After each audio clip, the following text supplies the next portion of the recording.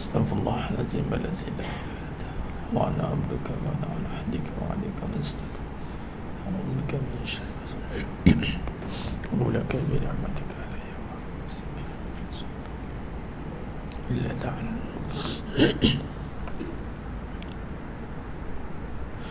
Assalamualaikum warahmatullahi wabarakatuh. Bismillahirrahmanirrahim. Innal hamdalillah nahmaduhu wa nasta'inuhu wa nastaghfiruh wa na'udzu billahi min shururi anfusina wa min sayyiati a'malina may yahdihillahu fala mudilla lahu wa may yudlil fala hadiyalah. Ashhadu an la ilaha illallah wahdahu la syarika lah wa ashhadu anna Muhammadan 'abduhu wa rasuluh. Allahumma salli ala Muhammad wa ala ali Muhammad. Rabbi yasir wa la tu'assir, Rabbi tammim bil khair. Rabbi shrah li sadri wa yassir li amri wahlul 'uqdatam min lisani yafqahu qawli. Allahumma aftah alaina hikmataka wa anshur alaina min khazaini rahmatika ya arhamar rahimin. Al-Malikul Quddusus Salamul Mu'minul Muhaiminul Azizul Jabbarul Mutakabbir. Subhanallahi amma yushrikun. Wallahul Khaliqul Bari'ul Musawwiru lahul asma'ul husna. Yusabbihu lahu ma fis samawati wal ard. Wa huwal azizul hakim. Wala hawla wala quwwata illa billahil aliyyil azim. Wala manja minallah illa ilaih. Amma ba'du. Sidang jemaah yang dirahmati Allah Subhanahu wa taala, para tetamu-tetamu Allah yang dimuliakan pada malam yang penuh barakah ini, mudah-mudahan kita semua tergolong dalam golongan hamba-hambanya yang benar-benar bersyukur. Amin ya rabbal alamin. Alhamdulillah summa alhamdulillah ala kulli ni'mah. Pertama mula dan selama-lamanya, marilah kita sama-sama benar-benar manjatkan syukur pada Allah SWT dengan kalam pujian alhamdulillah. Segala puji bagi Allah, Tuhan sekalian alam. Segala puji yang Allah berikan atas nikmat, kita puji Allah SWT atas segala nikmat yang telah Allah kurniakan ni, membawa maksud sehingga kita tidak mampu lagi melihat kecacatan, kekurangan. Satu perkara yang Allah jadikan itu tiada lagi terfikir dan fikiran, apatah lagi melintah dalam hati kita, timbul keraguan, adakah hidup ini tidak sempurna? Tu soalan tu akan timbul dan persoalan kadang-kadang hari ini bila ujian demi ujian datang, cabaran demi cabaran datang, bagaimana keadaan kehidupan kita ini? Seperti keadaan berombaknya lautan itu, kadang-kadang kita tidak mampu merungkai, tidak mampu menyingkap, adakah ini satu kesempurnaan? Sebab itu Allah kata qalilan ma tashkurun, sedikit sangat hamba-Ku yang bersyukur, yakni yang mampu mengembalikan kembali kepada seluruh nikmat yang ada dalam hidup ini. Sebenarnya itu semuanya menyatakan kesempurnaan Allah SWT. Wa imma Allah bagi sakit pun, sempurnanya Allah Ta'ala berikan kesakitan itu sehingga tak ada siapa yang mampu menandingi kesakitan yang ada, hanya Allah je boleh sembuhkan. Macam tu iktikadnya. Sebab tu dia panggil takdir baik, takdir buruk. Takdir baik, takdir buruk, buruk pun takdirnya baik. Sebenarnya sebab datang daripada Allah yang maha baik.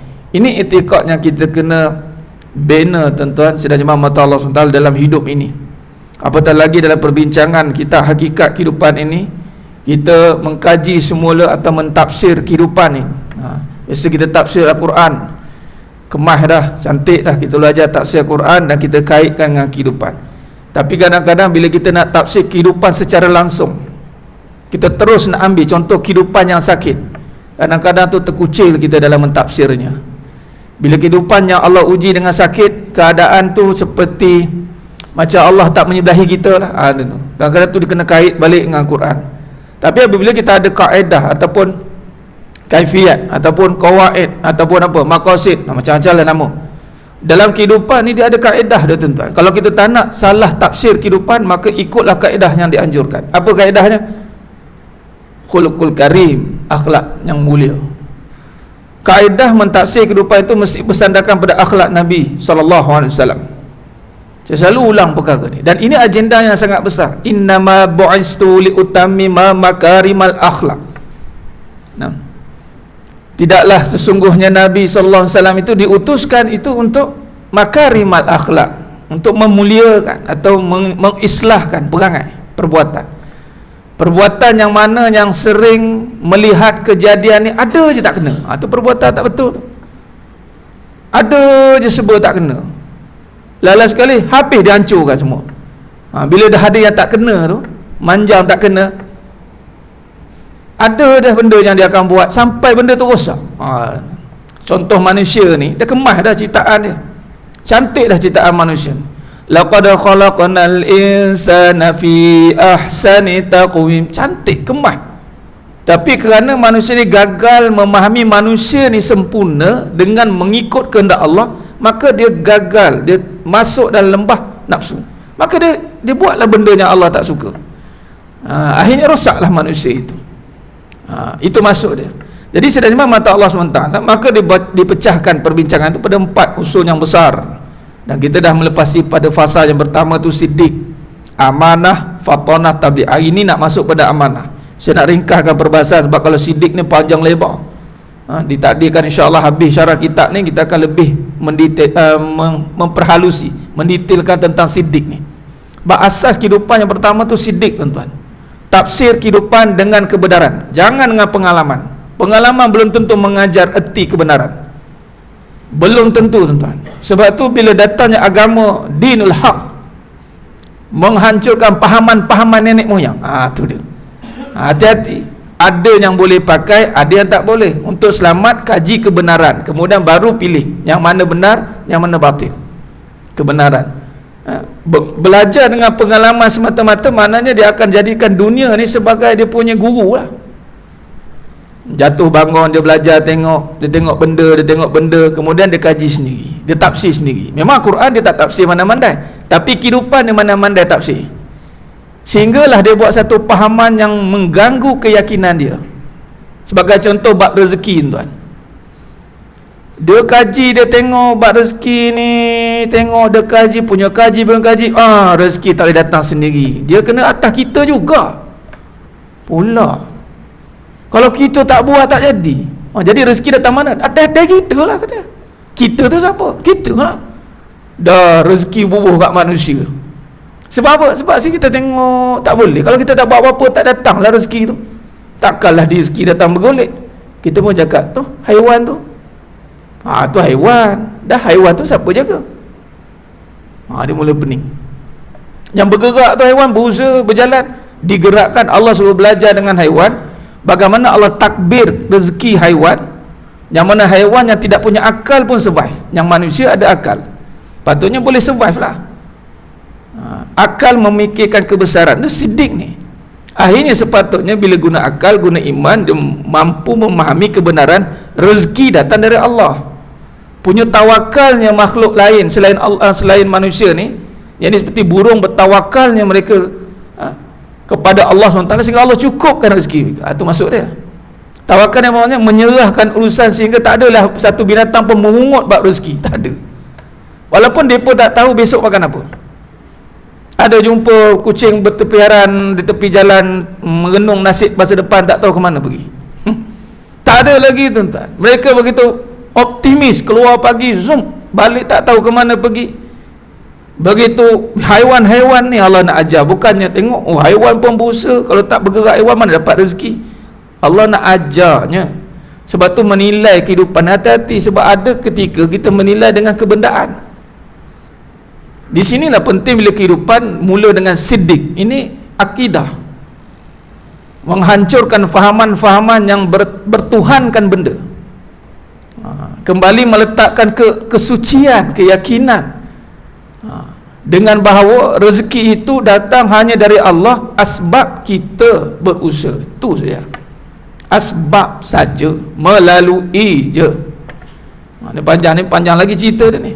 Cuma dalam kaedah nanti insya-Allah, jika diizinkan Allah Taala, nanti dalam bab sidik yang lebih panjang, tuan-tuan, dia fokuskan kepada salah faham, salah laku yang kita beranggapan bahawa kuasa kita itu Allah berikan untuk menentukan rezeki.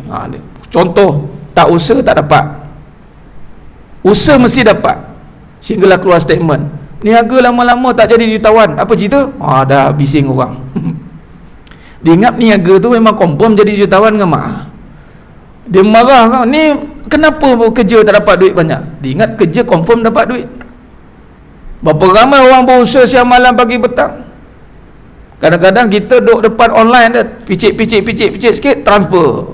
Jadi niaga.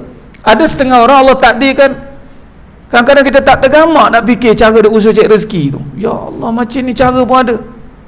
Punyalah. Tidak bermakna dengan satu cara itu rezeki datang. Rezeki datang dengan pelbagai cara. Maksudnya, adakah manusia menentukan? Tidaklah. Kalau cara A boleh, cara B boleh, cara C boleh, cara D boleh, cara semua cara. Ada 1001 cara asbab datangnya rezeki, menunjukkan rezeki bukan pada cara itu, rezeki pada Allah. Sama dengan penyembuhan. Macam semalam saya ditakdirkan untuk pergi satu kes tu, rawat kanser, tuan. Ada masalah ni. Dia cuba berbagai cara, macam-macam. Ustaz, saya cuba cara. Dia cakap tu, sebab apa macam-macam cara? Sebab Allah nak bagi tu, yang sembuhkan Allah je. Kalau hari ni, kalau kita sangka bahawa sembuh dengan cara minum ni, berapa bilion manusia nak minum satu benda, kan? Pecah hilang dia. Pecah hilang nak supply satu ubat. Sebab seorang ni dia kata dengan ubat ni je boleh sembuh. Agak berapa banyak ubat nak keluar? 6 bilion manusia contoh. Sebab tu berbagai kaedah penyembuhan. Allah tahu mengatur kaedah penyembuhan. Usaha je. Mungkin orang serasi dengan ini, mungkin orang serasi dengan ini, tak dia ini dengan ini, macam-macam cara. Tujuannya adalah untuk menanggalkan kebergantungan pada cara. Nak kita sandarkan kembali kepada pencipta sakit itu. Tapi manusia lagi sekali gagal dalam mentafsir kehidupan. Akhirnya putus asa dia, hampir-hampir putus asa. Tahulah. Dia boleh bunyi cap-cap tu habis ataupun dia habis Orang beriman tidak begitu. Orang beriman sentiasa positif. Hebat orang beriman ni, subhanallah, kata Nabi SAW. Mafhum hadis. Diuji susah dia sabar, diberi kenikmatan dia syukur. Tak tahu time bila dia nak rasa gusar, gelisah tu. Subhanallah. Dan di sinilah dalam bab sidiklah kebenaran. Mana tadi rezeki, bab sihat. Allah bagikan pelbagai bentuk pengalaman, bukan untuk kita sandarkan pada pengalaman ataupun sandarkan pada kenangan. Walaupun ada lagu sandarkan pada kenangan. Kalau bantai kena kenangan trauma, tuan-tuan, macam mana nak ke depan? Susah. Mana sandarkan kepada kebenaran. Itulah siddiq, tasdik, hati. Hiduplah dengan hati. Bila kita bawa isu hati ni pula, tuan-tuan, kita bawa ke lapangan masyarakat, dah pula ramai cerita bab sakit hati pula. Rupa-rupanya dia tidak menggunakan hati dia dalam membangunkan kehidupan. Ini lagi sekali. Dia menggunakan apa? Menggunakan nafsu sebagai sandaran. Apa nafsu ni? Perasaan. Dia mainkan perasaan, sedih dia, menangis dia untuk bina kejayaan. Sebab tu Islam tidak bangunkan dengan kesedihan, tuan-tuan. Tidak. Islam dibangunkan dengan kenyataan. Terima kenyataan, terima kebenaran, ada syurga, ada neraka. Bekerja bukan sebab susah, tapi bekerja kerana Allah suruh. Kalau susah, kalau dah senang tak payah kerja. Kerja dah. Dah senang nak kerja apa? Kerja bukan sebab susah senang, kerja sebab padanya ada ibadah. Dia tidak mainkan, tidak perlu main sentimen, tak perlukan provokasi, tidak perlukan perkara-perkara yang boleh mencetuskan emosi. Orang beriman jelas perjalanan hidupnya, dosa, pahala, syurga, neraka, clear. Tak ada benda yang boleh memberikan dia semangat melainkan perkara itu tadi. Ini dibuktikan oleh para sahabat. Contoh Sayyidina Uthman bin Affan radhiyallahu anhu. Tuan, Sayyidina Uthman bin Affan radhiyallahu anhu, ketika Nabi kata telaga Bi'ur Rumman, tuan, Nabi bagi tahu siapa yang boleh bebaskan ni telaga Bi'ur Rumman, mafhum hadis riwayatnya. Bagi tahu siapa boleh bebaskan, dia akan dapat syurga. Terus exactly tepat syurga. Sahabat dengar, terus tak ada cerita banyak. Semangat dia dan dia sangat husnuzon dengan apa saja tawaran Allah Ta'ala. Samalah dengan Muhammad Al-Fatih. Ketika dinyatakan akan ada satu tentera yang baik, raja yang baik setelah kewafatan bagi Nabi SAW 800 tahun, dan dia bersangka baik bahawa dialah yang akan menjadi pembebas kepada Baitul Maqdis dan Konstantinopel. Dan memang, dan ini maknanya dalam bab kehidupan, berbalik tentang apa tadi tuan-tuan, sedang mata Allah SWT, kaedah yang dibawa oleh Islam, Al-Quran, dan itu dibawa oleh Nabi SAW, itu membawa kejayaan yang mutlak, tuan-tuan.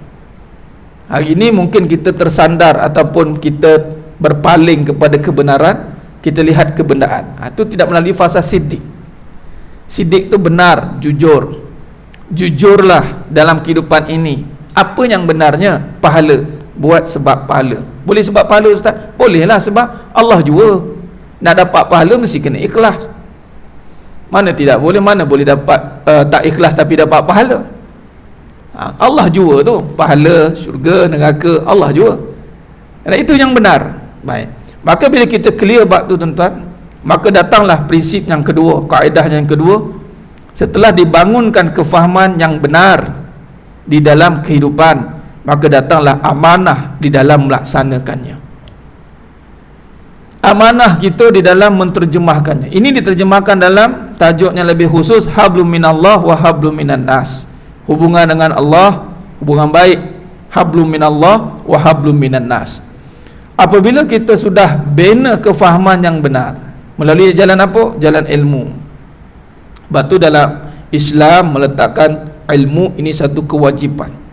Talabul ilmu faridatan ala kulli muslim. Wajib. Bukan dia tiba-tiba usaha. Tiba-tiba usaha ni ibarat amal lah. Tiba-tiba solat, tak boleh. Belajar dulu bab solat, belajar dulu rukunnya. Nah, sama dengan kita kehidupan, belajar. Bila dah belajar, maka kita nak terjemahkan. Dipanggil amanah. Sifat Nabi yang kedua tu amanah.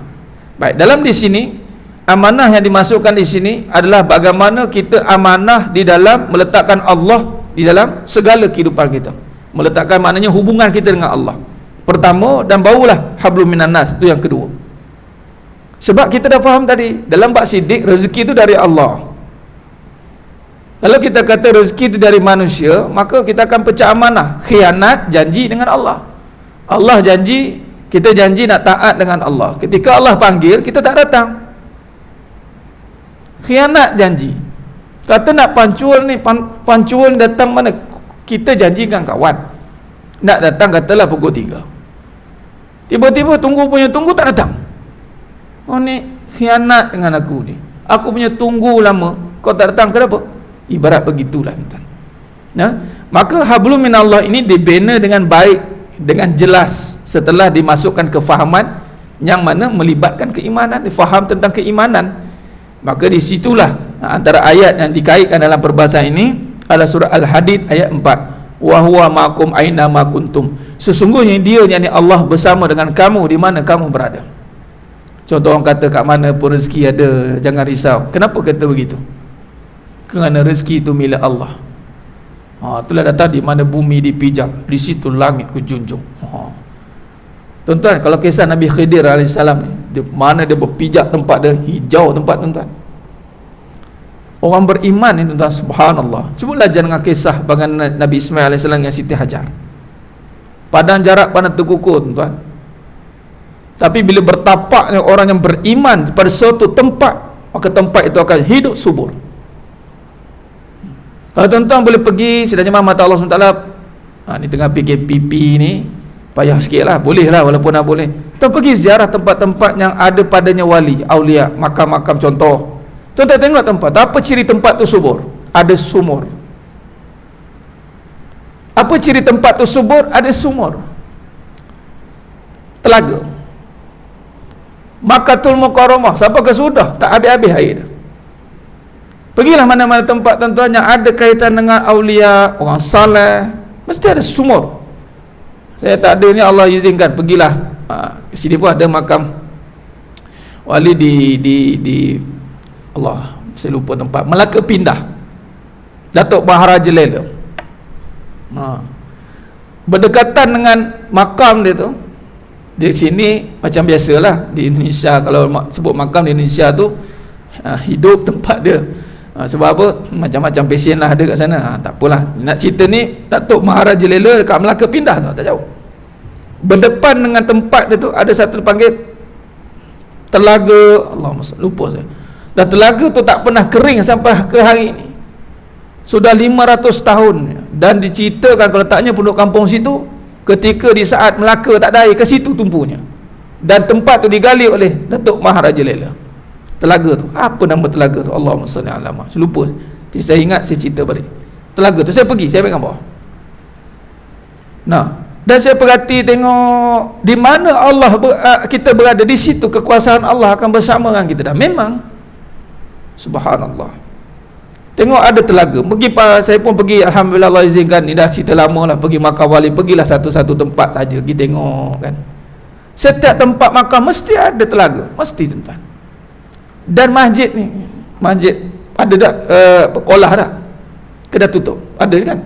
Setiap masjid yang dibuat kolah, ditampung, mesti tak habis air, melainkan kita buang air tu lah, kita buka pilih tu habis mesti akan ada je air. Bermakna dikaitkan dengan kekuasaan Allah ni, juga dikaitkan dengan air. Lepas tu dalam ciptaan binaan bumi ni, air laut banyak tuan. Kondisi badan kita pun kondisi banyak air. Sebab itu antara mukjizat yang diberikan pada Nabi Ismail AS, mukjizat lah tu, dia pijak, dia hentak, pum, keluar air. Tu antara perkara yang mana tak bimbang. Kita bila kata jaga hubungan amanah ni kita dengan Allah Ta'ala, bila kita betul-betul faham, pertama iktikad kita jelas, kat mana pun kita berhenti tuan-tuan, bersamanya kekuasaan Allah akan ada. Tinggal kita nak yakin tak yakin, tu saja. Tu dia.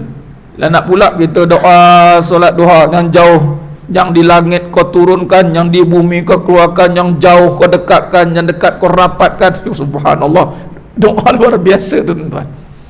Nah, subhanallah. Maknanya bila kata hubungan dengan Allah ni apa, kita nak bina keyakinan itu. Yakinlah kita tidak bersendirian tuan-tuan. Tidak pernah ada istilah saya sendiri ustaz, tak ada. Itu dah hablum minallah. Sesusah mana, sesulit mana, nanti kita cerita awal Muharram, adalah cerita kisahnya bagaimana kesulitan yang dihadapi oleh junjungan mulia Nabi Muhammad sallallahu alaihi wasallam di saat nak berhijrah tuan-tuan. Subhanallah, antara hidup dan mati gitu. Tetapi Nabi tunjukkan setelah iman dibina dengan hebat, maka kemana pun pergi tempat tu akan hidup. Yathrib nama asalnya, sekarang Madinatul Munawwarah, hidup tuan-tuan. Di mana orang Islam datang, pergilah tuan-tuan. Dengan pastinya kita dengan Allah okey lah, mesti akan hidup. Sehingga kan di Mekah, Madinah, antara tempat yang tidak pernah padam lampunya tuan-tuan, tidak pernah sesekali pun off. Subhanallah, mana pernah lagi nak off? Tak ada, terang dah, siang petang lagi matahari dah, malam pun macam siang, terang benderang tuan-tuan. Nah, jadi banyaklah perniagaan-perniagaan 24 hours tinggal Mekah sebenarnya, 24 jam servis. Orang Islam lah buat dulu, nampak? Dan sidang jemaah mata Allah SWT itu clear. Maknanya ketika kita dah faham tentang konsep tentang tadi kebenaran, yang mana kalau kita ngaji dalam bab akidahnya, ya, yang ada itu sifat 20, ambil satu sifat. Yang ada tu sifat Allah, lawan ada tiada. Jadi sekarang ni Kalau kita lihat alam ini dengan sifat Allah yang ada, maknanya yang ada itu Allah, kekuasaannya. Ada duit tak ada duit, yang ada tiada, Allah lah. Allah yang bagi ada. Jadi di saat tiada, jangan bimbang sebab Allah ada kan. Oh ni nak faham macam ni kadang-kadang. Oh ya ustaz, boleh ke ustaz?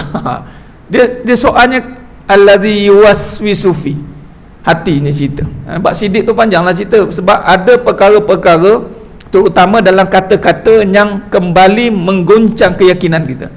Macam tadilah, contoh bab usaha, bab pengalaman, bab kebendaan, kadang-kadang mengganggu balik hubungan kita dengan Allah.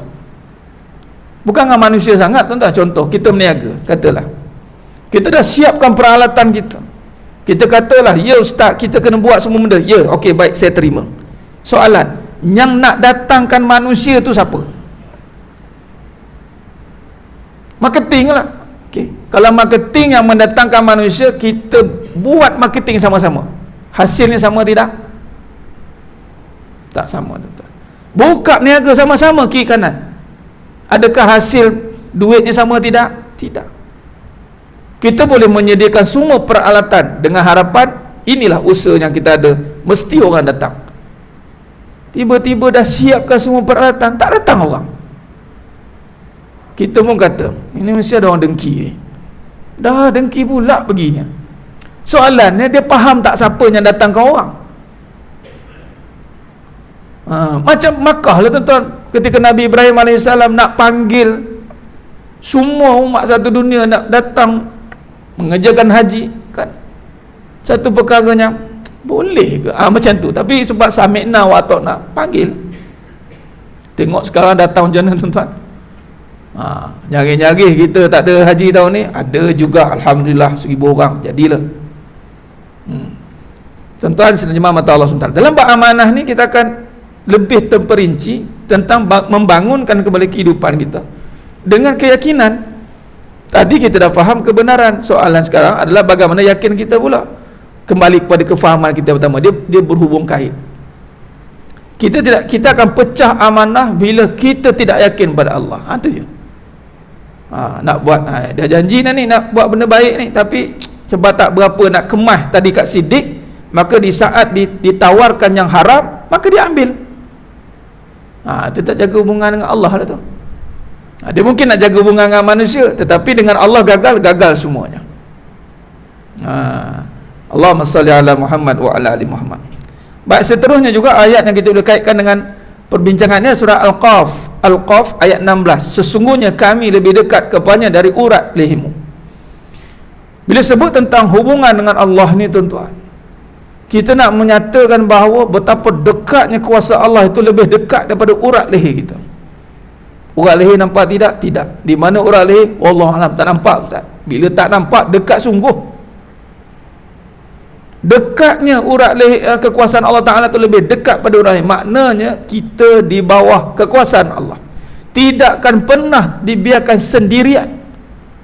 Allah Maha melihat kesusahan hamba-hambanya. Tinggal lagi kita mampu tidak yakin Allah melihat kita. Itu je. Bila Allah yakin melihat, kita yakin kan dalam ihsan beribadat seperti melihat Allah. Kalau tak mampu, Nabi kata yakinlah Allah melihat kita. Di saat Allah melihat kita, walaupun susah, beribadatlah, taatlah. Tengok susah-susah pun berusaha datang solat awal waktu, malaikat jadi saksi, betul ya Allah, dia susah, dia tetap beribadah kepadamu, bagus. Dia tengok lagi, istiqamah, bagus. Tengok hati, sungguh sebab yakin dengan Allah. Maka di saat itu merasakan kekuasaan Allah lebih dekat. Bukan susah tu, susah duduk luar, kesusahan di luar tuan-tuan. Sebelum susah nak masuk dalam hidup kita, impact nak kena, Allah ada dah. Sebab tu jangan terkejut kadang-kadang ada orang susah, dia boleh bertahan dengan kesusahan. Kerana apa? Allah halang daripada berlakunya kemudaratan, asbab susah dia. Boleh? Sebelum datang ni suatu perkara, subhanallah, semalam saya nak pergi kuliah ke Ampang tu, tak Putrajaya semalam. Saya betul-betul keluar tuan-tuan, keluar daripada tol ke Julutong tu, betul-betul depan mata ni kereta ni nak gempit tepi, motor ni nak masuk sini, betul-betul sikit lagi Masya Allah juga. Masing-masing nak cepat, tak tahu ke mana pergi. Nak jadi ceritanya, ya Rab, bahawa kita kadang-kadang lupa yang paling dekat dengan kita ini bukan isteri kita, bukan anak kita, bukan kawan-kawan kita, bukannya apa yang ada pada kita, tapi Allah. Ini perbincangan hablum minallah. Kemudian baru kita menterjemahkan itu pada hablum minan nas. Itu kaedah dia tuan-tuan. Jadi dua ayat ini, surah Al-Hadid ayat 4, surah Al-Qaf ayat 16 ini menjadi titik tolak kepada perbincangan untuk disyarahkan tentang amanah. Bila kita menyatakan bahawa ke mana pun kita pergi, Allah tahu. Lubang cacing tahu juga. Macam mana boleh Allah tahu napas kita? Ya tak ya. Kita bukan napas sendiri tuan-tuan. Walaupun dalam sains dipanggil medulla oblongata. Sains kata medulla oblongata tindakan luar kawalan. Kita pun duk faham lah tindakan luar kawalan. Orang beriman kata tindakan dalam kekuasaan. Dia tak ada luar kawalannya tuan-tuan. Semua dalam kawalan. Dipanggil dalam kekuasaan. Napas kita dijaga oleh Allah SWT. Dekatnya itulah napas tadi. Baik, maka di sini dalam perbahasan yang lebih panjang, yakni kembali kepada takrif amanah tadi, membawa maksud kepada yang cukup luas. Amanah ni membawa maksud yang cukup luas untuk diterjemahkan ke dalam keseluruhan hidup kita. Dia boleh jadikan sebagai falsafah. Ini kadang-kadang kita cerita tentang falsafah, filosofi. Maka ambillah falsafah, filosofi yang benar-benar ada kaitan dengan Nabi SAW, dengan Al-Quran. Yakni falsafah yang kita gunakan dalam kehidupan Allah pada peringkat amanah ini, yakni dengan membina kefahaman bahawa segala yang dilakukan itu adalah bersamanya dengan kekuasaan Allah. Maka datanglah perbincangan kenapa takutkan kemiskinan selagi kita bertuhankan Allah yang Maha Kaya. Maka apa sampah tu? Kenapa takutkan dengan kesusahan selagi mana Allah yang mentadbir sekalian alam? Jadi datanglah satu semangat yang hebat tuan-tuan untuk maju ke depan. Kerana apa? Kemana di mana tempat pun semua tidak terlepas daripada kekuasaan Allah. Memang kita sangat susah, tapi adakah Allah tidak mampu untuk mendatangkan senang? Lebih daripada itu boleh. Jadi di saat susah datang, kita yakin senang ada. Siapa datangkan? Allah. Bukan usaha kita. Itu kena jelas. Kadang-kadang orang berusaha nak senang, lupa Allah bagi senang. Tak senang, kecewa dia. Ataupun dia usaha senang, pun jadi senang, lupa Allah. Nampak gitu. Tapi kalau falsafah ini dia panggil, letak dalam kehidupan, segala kehidupan bersamanya dengan kekuasaan Allah. Jadi sedang mata Allah SWT. Terus amanah ni juga dihubung kaitkan kepada membawa, daripada bila kita dah faham perkara ini tuan-tuan, apa yang akan terkesan dalam hidup ini, itulah dia akan terkesannya pada karakter. Bila kita dah menyatakan Allah bersama kita, apakah yang akan memberi kesan dalam hidup ni? Perbuatan kita berbeza. Berbeza. Contoh, apabila kita sedang diperhatikan olehnya di Pertuan Agong, tinggi sangat tu, kita cerita tentang bos lah majikan. Satu tempat majikan yang ada, pekerjanya ada, majikannya datang, duduk depan, semua pekerja. Saya yakin semua pekerjanya akan samikna wa ta'na, buat kerja. Apa? Bos ada lagi. Satu tempat majikan tak ada, work from home kata. Work from home, dia punya melentang melingkup, dia pandai-pandai lah kata. Sebab apa? Bos tak ada. Kerja di rumah, pandai-pandai lah. Berbeza karakter. Yang seorang tu mula macam ni sebab bos tengok, yang seorang bos tak tengok. Begitulah bezanya apabila karakter amanah menyatakan bila Allah bersama kita, perhatikan kita, memang perbuatan akan berbeza. Lalu keluarlah satu dipanggil sifatnya terpuji, mahmudah. Yang mana sifat inilah yang nak kita terjemahkan di dalam kehidupan, yang nak kita kaitkan dalam perbahasan amanah. Amanah ni adalah amanah nak terjemahkan mahmudah. Dan memang semua orang ada mahmudah tuan-tuan. Wallahi, semua orang, semua manusia sebenarnya Allah titipkan kesempurnaan dalam dirinya. Wa nafsi wa masawaha, demi jiwa dan seluruh penyempurnaannya. Fa'alhamaha fujuraha wa taqwaha. Tinggal lagi siapakah yang akan membersihkan fujur. Memang ada ilham kefasikan Allah akan berikan, tetapi di saat dibangunkan hidup dengan kebenaran tadi, maka dia boleh menangkis akhirnya terbitlah karakter mahmudah, yang terpuji. Dan di sinilah yang mana dikaitkan juga apabila mahmudah datang, maka dikaitkanlah juga dengan perbahasan sunnatullah. Sebab sunnatullahnya Allah Ta'ala jadikan semuanya indah-indah, semuanya mahmudah sebenarnya. Tapi macam mana boleh tukar menjadi mazmumah apabila dia tidak duduk dalam sunnatullah. Baik. Jadi sedangkan mata Allah SWT, kesimpulan awal kita boleh buat pada malam yang penuh barakah ni. Baik, yang pertama, apabila kita nak melihat kembali tafsir kehidupan ataupun nak merungkai kembali kehidupan kita ni tuan-tuan, ataupun kehidupan siapa-siapa, mungkin ada orang datang minta pendapat dengan kita, nak kita ke, cucu kita ke, siapa-siapa, maka asasnya mesti kembali kepada 4 perbincangan asasnya tuan. Dia tidak boleh lari. Kembalikan dia kepada kebenaran, apa sebenarnya kamu nak cari dalam hidup ni. Amanah tidak kamu nak bawa hidup. Tengok cara ni tak amanah ni. Apa cara tak amanah tu tuan kata? Tengok marah-marah, mazmumah nampak, cepat mengeluh. Ni tak amanah ni. Balik tengok kat Siddiq balik. Dia gitu. Dia ada kaedah dia tuan-tuan. Baik, insya-Allah saya kira cukup setakat tu dulu perbincangan kita pada malam yang penuh barakah ni. Mudah-mudahan Allah berkati kita semua. Fahamlah kita bahawa kehidupan ni bukanlah dibina dengan suka-suka. Dia hanya ada aturan dan sunnatullah yang telah Allah tetapkan, tinggal lagi kita mau tunduk dan patuh pada aturan itu saja. Jadi cukup itu. Mohon maaf di atas segala kekurangan dan segala kesilapan dalam penyampaian kekurangan. Mudah-mudahan Allah Ta'ala menyempurnakan perbahasan kita pada malam ini. Aku qouli hadza wa astaghfirullahalazim li wa lakum wa bila taufiq wal hidayah. Wassalamualaikum warahmatullahi wabarakatuh. Kita tangguh dengan tasbih Farah dan suratul As.